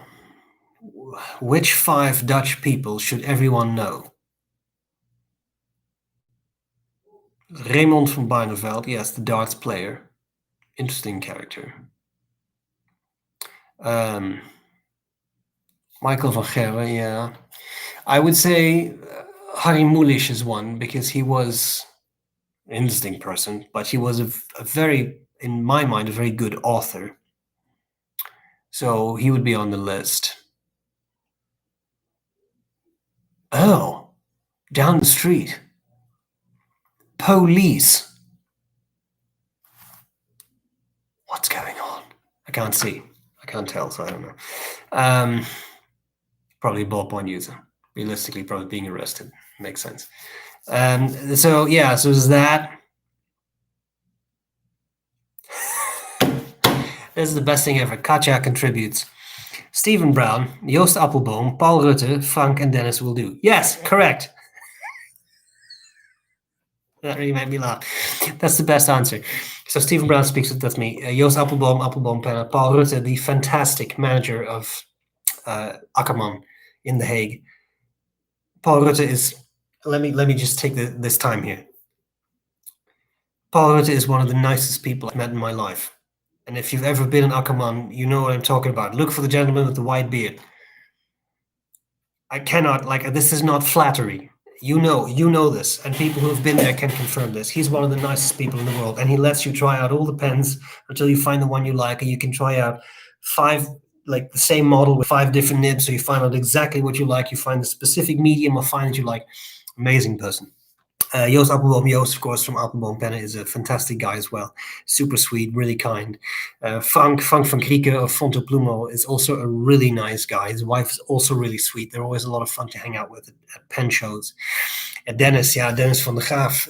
This is, in my mind, the godfather of the online fountain pen retail in the Netherlands. La Couronne du Comte was, now I might be lying, but in my mind, one of the earliest in the Netherlands to adopt basically web shop, e-shopping for fountain pens. And Dennis and his partner Rick have done incredibly well in doing that. And they have a brick and mortar store. But I think, and I don't know, I'm not privy to this information, but I would have the feeling that a lot of their business comes from the online stuff. And they are incredibly nice people, but they all are. Like, they all are. This is a very good list of people. Thank you, Katja. I agree. I ordered a Nettuno 1911 because of you. Excellent. They're nice pens. Fun writers. Is there anything you can do to stop a pen from whistling? I think what you're referring to is what we often call singing. I'm not correcting you, I'm just clarifying this in my mind to see what I can tell you, which is that sort of squeaky sound as you write. It's a type of resonance. It's often a very, very polished nib. It doesn't bother me when a nib does that, but it really bothers some people. I would say send it to a nibmeister, but I don't know if they can necessarily fix that. You could, I suppose, make the tipping a little less smooth, but it will write less smoothly. So I don't know if you, plus there is specific resonance in the, I don't know. I think they would have to do something with the tipping. I wouldn't necessarily start to work on that yourself because it's easy to end up with a nib without any tipping. Thanks for these streams. You're welcome. How would you compare an Aurora steel nib performance to, say, a Diplomat steel nib? I don't own any Aurora pens, and I'm contemplating this line. Aurora will have more feedback. Diplomat nibs are very smooth, and Aurora nibs will have more feedback. It's just the way they're ground. But they're good nibs. I wouldn't say there's anything wrong with them. Just be prepared that there will be feedback. Within a, say, max 50-minute review, do you think a short factual background history of the pen company is pertinent of interest in general, or do you think viewers are just interested in the pen? I think that really depends from viewer to viewer. Depends on the viewer. Differs from viewer to viewer. Well, sorry. I've done it in the past, and people respond to it well, but a lot of people, what you should really do, because I know you're on YouTube, what you should really do is look at your analytics, because I see, I'm not talking about a video like this, it's a very long video, not everybody wants to watch 2 hours of this, but I see very often in my reviews, let's say 15 minutes, just for the sake of argument, analytics will tell you how long people watch your videos, and often for me that's like 5 minutes. So people are there for 5 minutes. So think about then making a 20-minute video or making a 40-minute video. And people are basically only there for a third of your content. I don't care. I mean, they have to watch the videos and they want to watch. But don't think that because you put out a 15-minute video, people also watch that video for 15 minutes. So I think what a lot of people do is they scroll straight to writing sample likes and dislikes, and that's all the information they want. And that's fine. I'm not judging that either. To be honest, that's often what I do if I watch other people's reviews. Like, I don't want, again, I try to say this with as much kindness as I can. And what everyone does, how everybody does their reviews is their business, right? So I am not criticizing other reviewers. That would be a really mean thing to do, and that's not my intention. But I just want to hear the facts. Like, if I want to buy this pen, this is a Lamy Studio. I say that because otherwise people ask, this is a Lamy Studio. I don't want to buy this because I have one here. But let's say I want to buy this. I want to see, how does it write? What does it look like in this person's hand? What do they have to say about it? If it looks brand new, pens don't really wear out that quickly, but if it looks brand new, then it's possible they've had the pen for a day. If you've had it for a day, you can't review it because you don't know what you like and dislike about it, right? You have to spend some time with it. So this is another reason. I'm sorry. Now I'm gonna get in my bitch chair. This is why I don't understand unboxing videos. Like, here is a box that I just got in the mail, and I'm going to open it up and I'm going to show you this. If you like unboxing it, I don't care. Like, but for me, like, what information are you providing me? You're unpacking something that you just received, and you're showing it to me, but you don't know anything about the product yet because you've spent no time with it. So there's nothing in my mind of interest that you can tell me about that why do I keep saying of that product? And if I want to buy that product, I want to see what you think about it. So for me, that's what it is. So yeah, sometimes a bit of history of a pen company is fun, and some pen companies have an interesting history, right? A long history or something special about them. And in those cases, I think it can be a lot of fun. But not everybody would watch it. Now, that doesn't mean you don't have to do it. I mean, you do your videos the way you want them to do, and people will choose to watch them or not watch them, right? But I think that's yeah, this is my opinion. Your Darth Vader pen reviews, however, shared more than just the pen. Yes, it is correct. Yeah, no, that's absolutely, but that's the thing. Sometimes I also kind of want to have a bit of fun. There was also the Conway Stewart Dinky, which was reviewed by the professor. And I mean, that sometimes I just want to have a little bit of fun with these things. But yeah, I find myself more and more just sticking to, okay, here's a pen. This is what it looks like. This is how it writes. This is what I like. This is what I dislike. 12 minutes in, we're done. Thank you. If you want more information, look up another review, which I think you should do anyway. You can't go on the opinion of one person because you know what I like. You know I like bigger pens. You know I like wetter pens. You know I like pretty pens. I like Arco and I like these things. But there may be someone else who has completely different opinions on pens and completely different opinions on likes and dislikes. So watching a few reviews is a good thing. What else?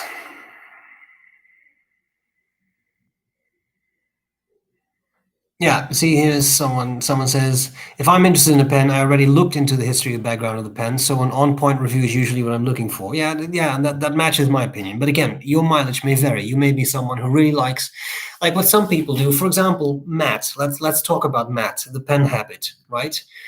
I mean, I like Matt. I Skype with Matt. I email with Matt. Like, we know each other well. So this is not some sort of dig at Matt, but I think what he tried to do was give a really thorough impression of the entire experience surrounding the pen. So he would spend time on, where did I get this? If it was at a pen show, who is it, like who sold it to me? I was talking to this person. What were they like? What was it?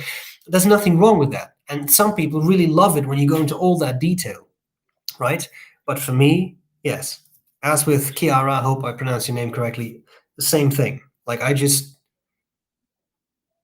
really care if a reviewer bought the pen, was sent the pen, bought it at a pen show, bought it in a brick and mortar shop, had a lengthy conversation and coffee with the owner in Florence. Like, to me, that's show me the pen. It's a pen review, right? It's a review of the product, not of the entire purchasing experience. For me, I emphasize that again. What other people do, that's their style, and they should do it in their style, right? Because otherwise, your reviews are not authentic, and it's just that's not good either.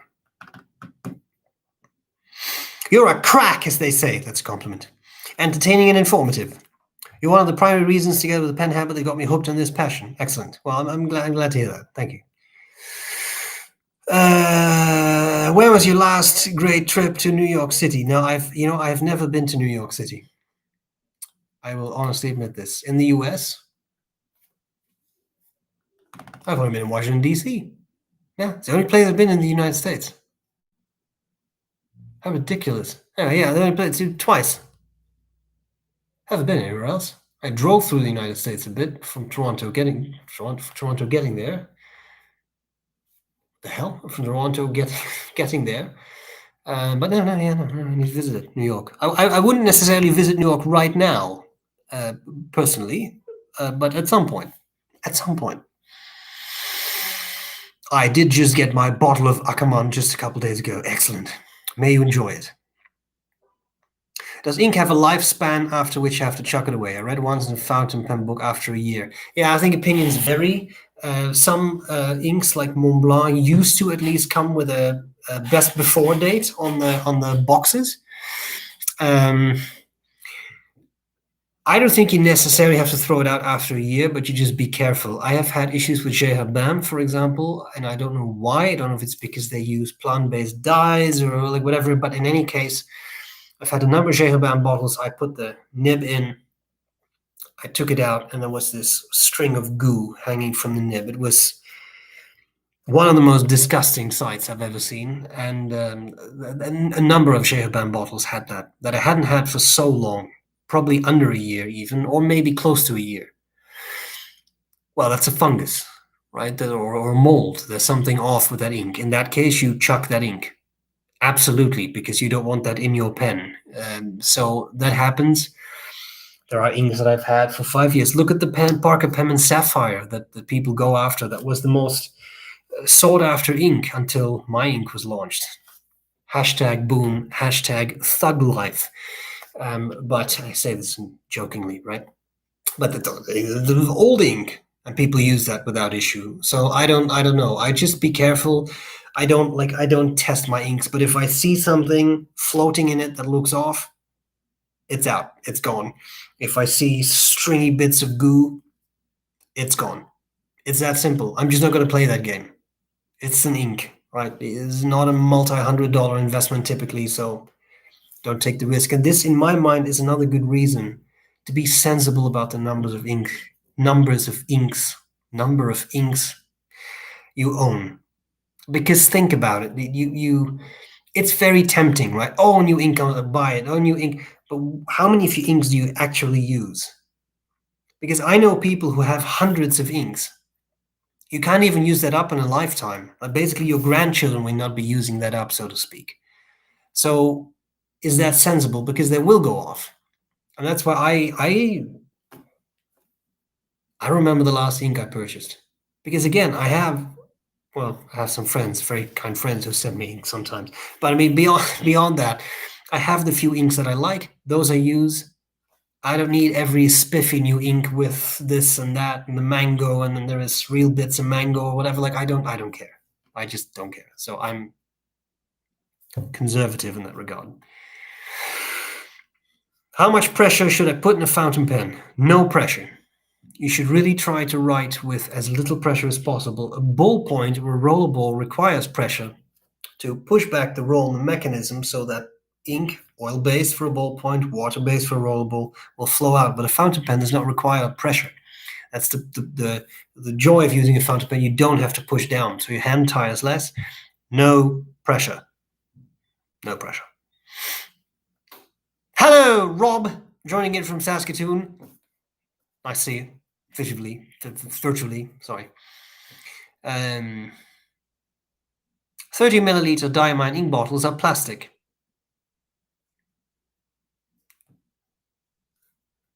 Yes. I may have missed something in that statement. But that is a correct statement. They are. And some are glass. Oh, was that an early thing about shipping costs, maybe? Maybe. Yeah, this is true. Yeah. But still, there's still weight if you have a bunch of them.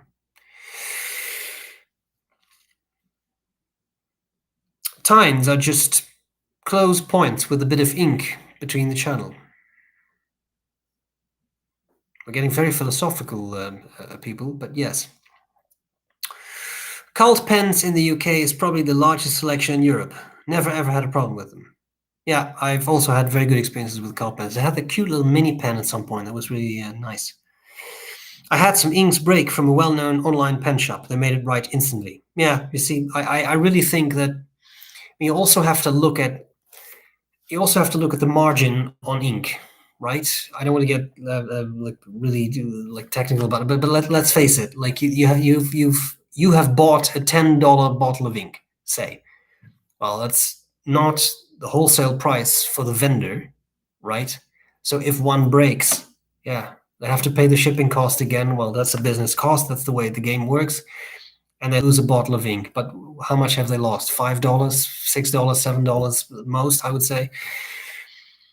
If you were sent an Amiki Emperor Maki-E pen that was 10 grand and that breaks in the mail, there might be some more issues with replacing that 3 times in a row. right? But even there, the insurance and all that. I'm just trying to make it a hyperbolic case, right? That's a different story. But a bottle of ink breaks, yeah, okay, screw it. Send them another bottle of ink. That's a good point, Rob. In Canada, order inks in the summer because they can and will freeze. This is true. Yeah, and that can be unpleasant. What else do we have?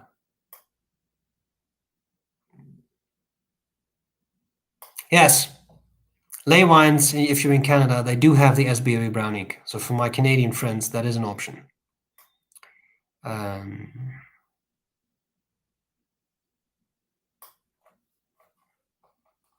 Yeah, this happens. I lost my weekend job and I had to sell my pens, which probably got lost by the shipping company. It is likely I'll have to refund the buyer, so I have lost both pens and money. Yeah, I only ship because I don't sell on a large scale, but sometimes I sell some pens. If anybody's interested in Yardled standard or pockets, then let me know. Uh, hashtag shameless plug. Um, I ship with insurance, and I give people the option. I often say something like, depending on what it is I'm selling, the price is this. That includes uninsured shipping, but there are consequences. If the pen is lost, it was shipped uninsured. So that's the end of the story. You understand what that means? Your money will also be lost. We can also do insured shipping. Then I charge you with cost. This is not strange. A lot of companies do this, and I'm not a company, right? So I don't have, I cannot write off shipping costs as a business cost or something, in case it's even a thing. But you know what I mean. Like, so that's an option. Expensive pens are shipped with insurance, and then if it gets lost, and I've had that happen. Someone when I was still in the Netherlands bought a Parker 51, and he was in the US, and the pen got lost, but it was sent with insurance. Dutch mail company opened a investigation and had to conclude that they had lost the pen.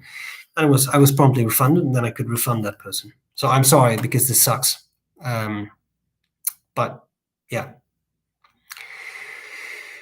How do you polish your? So yeah, I'm not trying. I'm not trying to add insult to injury. What Katja says here is also good, right? The risk is for the buyer, but this is what I mean. Like, I have learned to communicate very clearly with buyers. Like, we can do this uninsured. I will cover the shipping, but if it gets lost, realize the pen was uninsured. So this is another way of saying, then don't complain to me. You wanted it uninsured. This is the reality. You want insurance? That's fine, but that's $50, $60, $70, depending on where it's going. That I will charge you for. That's my cost. I don't charge a penny extra for that, but that's the cost. But then your pens are insured, and if they get lost, I'll start the investigation. You'll get your money back, right? How do you prefer to do things?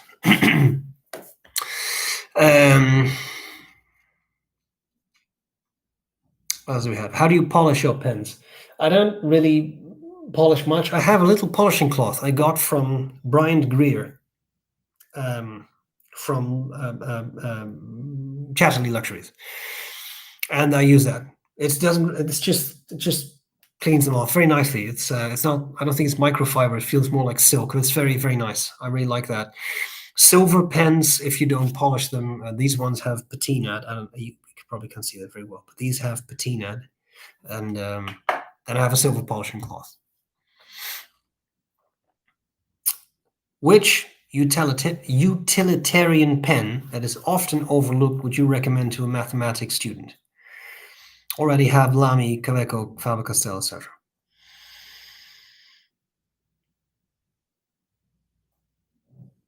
The Inventory pocket pen is fun with a little extender.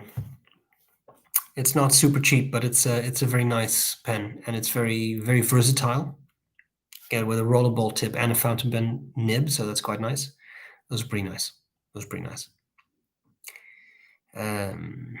All right, let's see what else we have.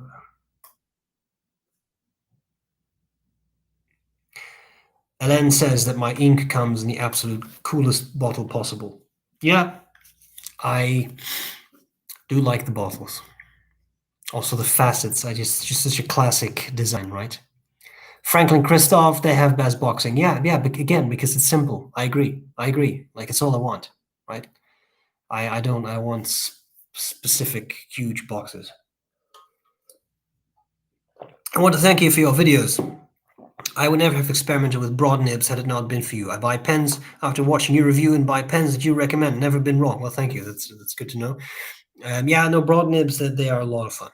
I've actually found myself using a couple more finer nibs now, which is dreadful and sacrilege, but it's yeah, no, they all have their place. Even medium nibs, they have their place. All different types of writing, different purposes. So yeah. What starter Mont Blanc pen would you recommend? Yeah, if there is such a thing. I mean, not one of the fancy writer's editions as such. I think the 146 is a very nice size for a lot of people. The 149 is really quite girthy. So I like the 146. I don't have one, but I always like that for everyday writing. Like the M800 and M1000. M1000, beautiful pen. M149, beautiful pen. I like to write with them. But for everyday writing, if you really want to write, I think the 146 M800 are perfect pens. What is your day job, if you don't mind me asking? You have so many talents like cooking. Yeah, yeah. No, no. I like to cook. I'm not absolutely not a professional chef, and I don't aspire to be either. But cooking is one of those things where you can learn a lot and teach yourself a lot if you're patient. You watch good instructional videos, you read good cookbooks. I really think you can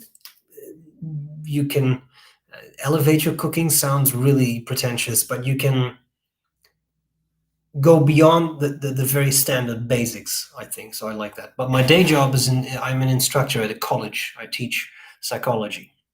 That's my day job. Yeah. Okay. What else?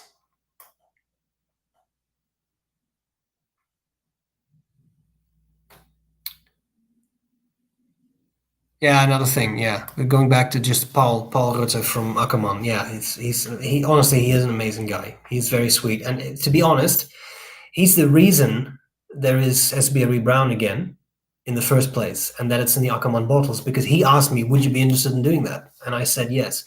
And I should also point out,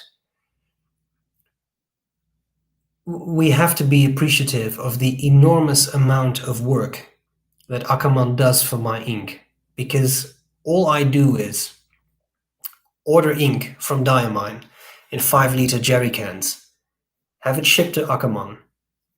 I order the labels. I have them shipped to Ackerman, not from this is a different company. And beyond that, Ackerman does everything. They decant the ink into the 60 ml bottles. They put stickers on the bottle and on the box. They handle all the shipping, all the logistics of selling the ink, and all of that is led by the inimitable leader of Paul, right? He does all that. So it's an enormous amount of work, and especially when the ink is announced again, like it's available again, they have this peak, and I get sent pictures of like entire shipping carts full of boxes of people who buy the ink. So they do a tremendous amount of work in that, and it's really, again, I just place an order for ink, they handle everything else. So we really have to appreciate Ackerman for doing that. All right, which is finer, Jovo extra fine or Bock extra fine? I don't know. I don't know. No, I just don't know. Everything I would say would be pure speculation. So I'm sorry, I can't tell you.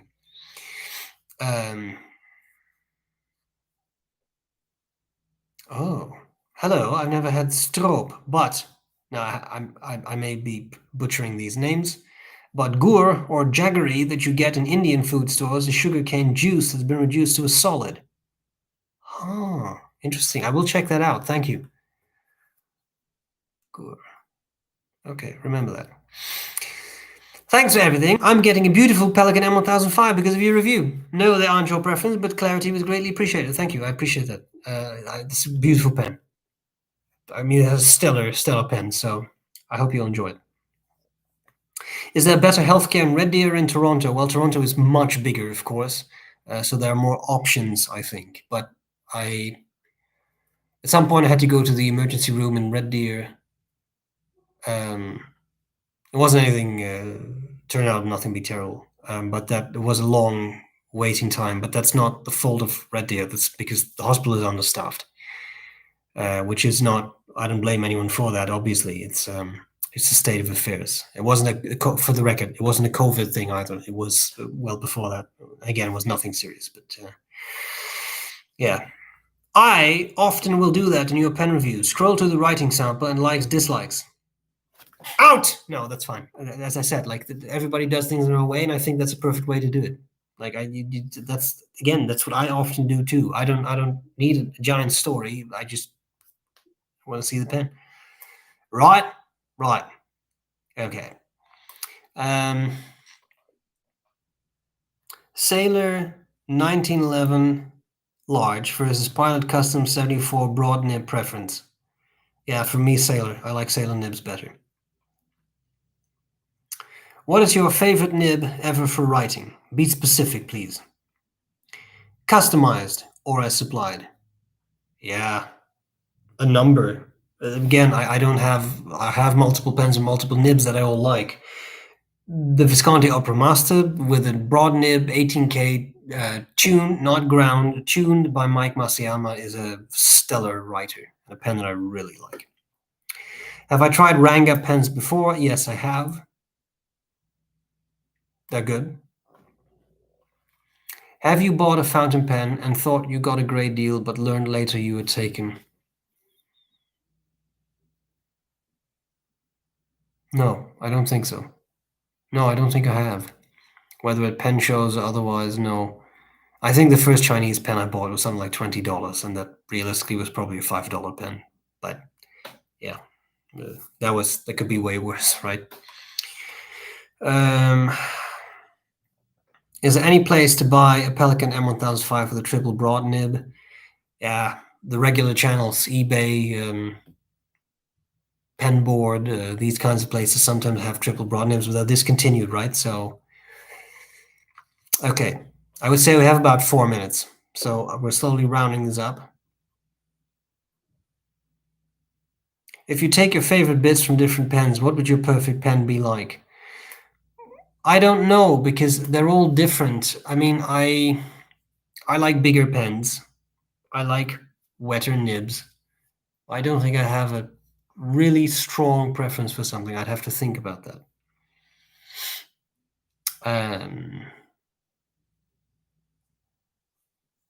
Why does the M800 cap fit perfectly on a 146?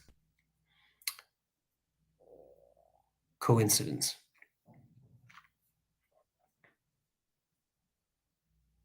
What else do we have?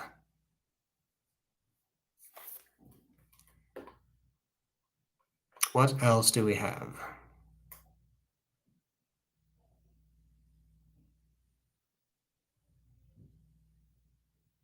Can you talk a little bit about fountain pens on planes? I heard Ian from Shown Design talk about his Pocket 6 being safe capped airplanes. I don't know why his pens would be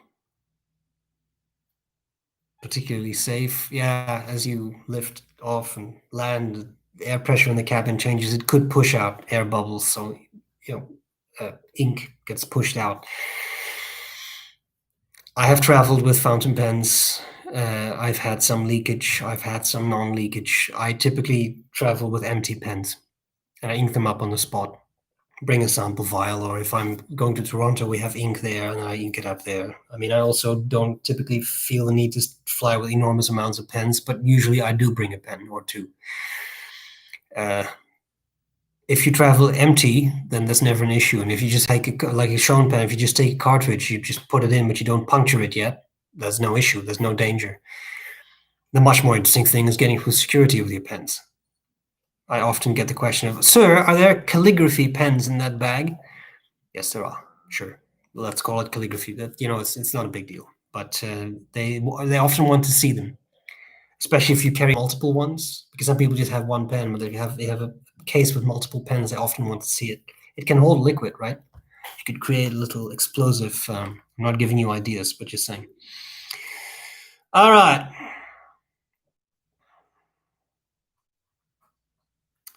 Did I just tell Diamine what I wanted in terms of color? Yeah, pretty much. Knowing I didn't give them ingredients. That's their business. So they just made what I wanted.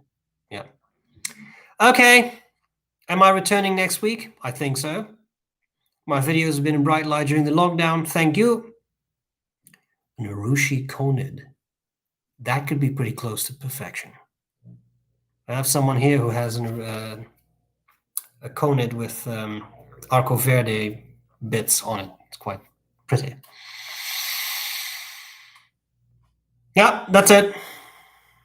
45 seconds left. Now we're 2 hours. So let's leave it at this. We shall be, if I can say that, Chiara, stroopwafel. Stroopwafel. That's the Dutch cookie. I will probably be back next week. Thank you all for hanging out here. I really appreciate it. I enjoy hanging out with you. I enjoy these conversations. I hope this is interesting to people, but there are questions and I don't mind answering them to the best of my ability. That's pretty much it. So I shall see you again soon. Stay safe. Very safe. I'll see you again soon. All right. Bye.